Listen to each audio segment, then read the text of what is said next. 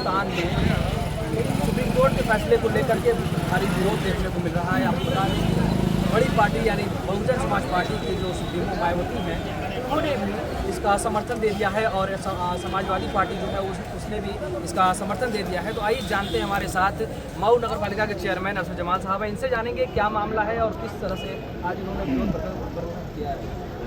क्या है मामला और क्यों आज देखिए, बहुत सीधी सी बात है कि इधर जो लगातार घटनाक्रम है पिछले 10 सालों का या इधर 1 सालों का भी आप देखें तो आपको ये अंदाज़ा लग जाएगा कि ये जो मौजूदा सरकार है, ये सरकार जो आरक्षण को समाप्त करना चाहती है और जो दलित और पिछड़े हैं इनको किनारे लगाकर कुछ खास वर्ग के लोगों को आगे बढ़ाना चाहती है और जो इनकी हक और हिस्सेदारी है उसे ख़त्म करना चाहती है। जैसे बहुत सारी चीज़ें नहीं, जैसे सुप्रीम कोर्ट का एक फैसला आ गया।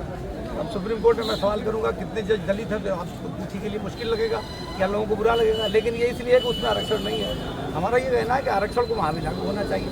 दूसरा, लिटरल एंट्री का जो मैटर लेके आए कि सचिव स्तर के लोगों को ही सीधा भर्ती कर देंगे, तो IPS और IAS और IRS करके क्या कहाँ छीलेंगे, उनकी एंट्री तो वहाँ तक हो नहीं पाएगी, सीधा आप जिसको चाहेंगे भर्ती कर देंगे।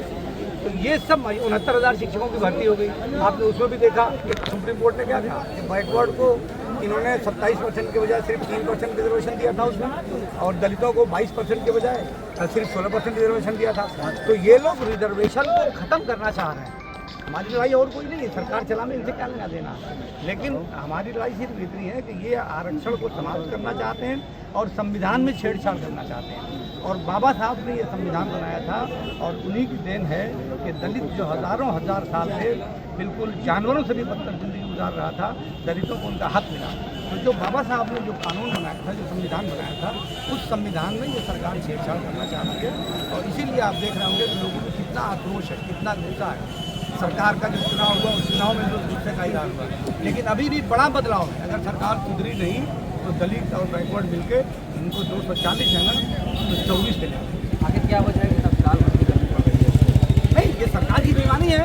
जो सही माने में अब उसको अगर डायरेक्ट भर्ती न करें, ऐसे लेके आवे जो सरकार में, तो उसका आरक्षण देना पड़ेगा। तो अब जो 43 की नियुक्ति का इन्होंने आदेश निकाला है, तो उसमें कम से कम 23 जो है वो दलित और बैकवर्ड हो जाएंगे। तो अब इनको इनसे बचाने के लिए डायरेक्ट भर्ती करें ताकि दलितों और बैकवर्ड को न लेना पड़े। ये पता नहीं क्यों दलित और बैकवर्ड थी इनको इतनी ज़्यादा नफरत क्यों है, मुझे ये नहीं समझ आ रहा। क्या मांगे हैं आप लोगों की? मांगे यही है कि हमको संविधान में आप छेड़छाड़ मत करिए और जो प्राइवेट संस्थाएं हैं उनमें भी आरक्षण लागू करिए। सुप्रीम कोर्ट का जो आरक्षण वाला निर्णय आया है वो निर्णय संविधान के विरुद्ध है, संविधान के खिलाफ है।